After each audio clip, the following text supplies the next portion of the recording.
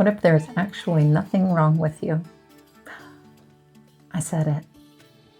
I'm Ahmy, therapist, brain nerd, life guide, and someone who spent a long time trying to fix herself before figuring out there's a better way. I'm glad you're here.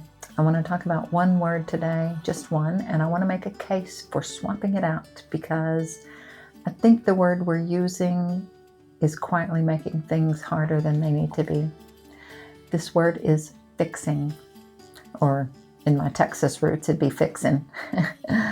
The world is genuinely obsessed with fixing ourselves, look at any bookstore, wellness section, scroll through any self-improvement social media.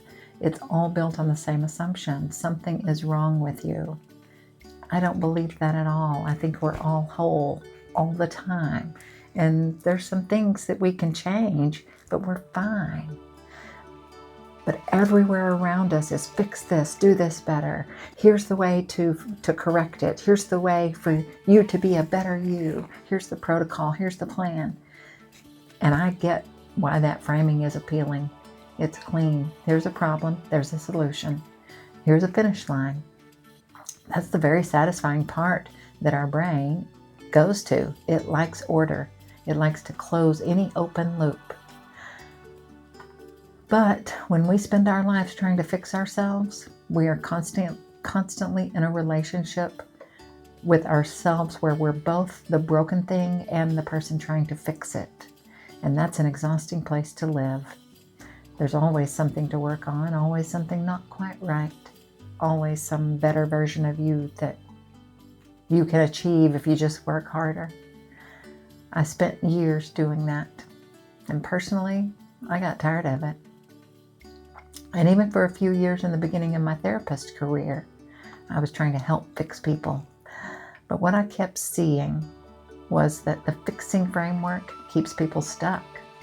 When we are in fix-it mode, we are in resistance. We start treating our own experience like a problem to be solved rather than life being this grand adventure, or our discomfort is just data, just information to be understood.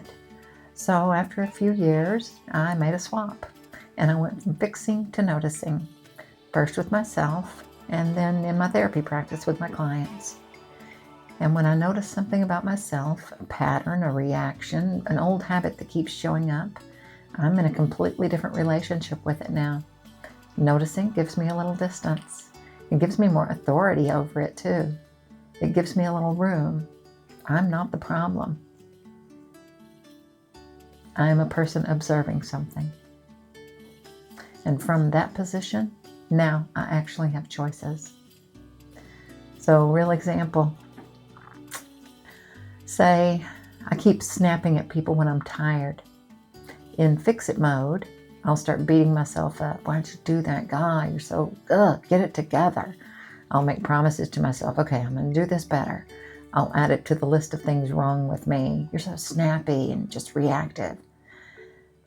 But now, in noticing mode, I go, when I am tired, my tolerance threshold drops. My edges get sharp. Also, it could be when I'm in noticing mode, I notice when X, Y, or Z happens that it activates something in me. And I deliberately use that word activate instead of trigger because triggered, I don't know, it has a negative connotation to it for me. I think things get activated. Memories get brought back up. Memories get activated. Old habits get activated. So they come to the surface. They're more active now. So I prefer to use that word, but I digress. When these things show up in the noticing mind, I'm like, what does that tell me about how I need to take care of myself? What does that tell me about something that I can shift so that I'm functioning on a more effective or efficient or healthy level? That's all. Same things happening, same information, but it creates a completely different experience for me, one that I really enjoy a lot better. So I want to be really clear, this is not a free pass to let yourself off the hook. Change is inevitable and necessary, and I am genuinely a fan of growth. I think we're always moving forward. Let's just do that deliberately and consciously. Growth that comes from fixing or self-punishment tends to keep circling back around. It'll come back. You'll have another opportunity to do it differently.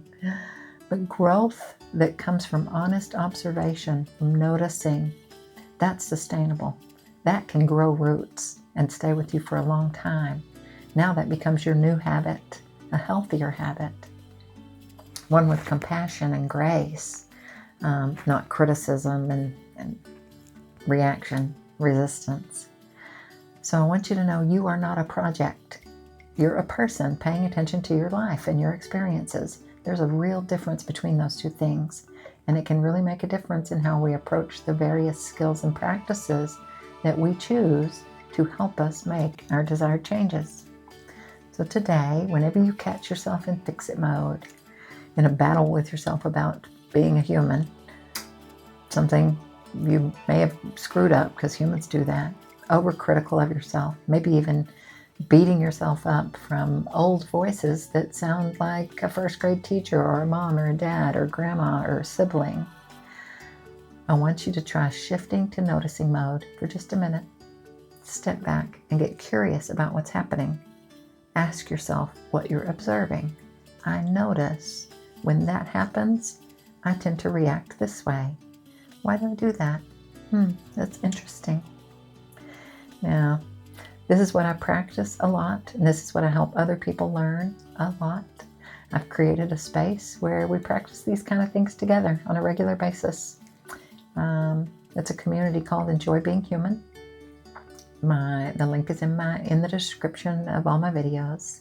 I hope to see you there. Hope you come and join us. It's real people, real conversations. No fixing ourselves or each other. Just observing, seeing, understanding why we do the things we do, and do we like doing it that way, or would we like to do it a little differently with grace and compassion? So that's all for today. As always, I love you. Take care of yourself, and I'm sending you peace and light.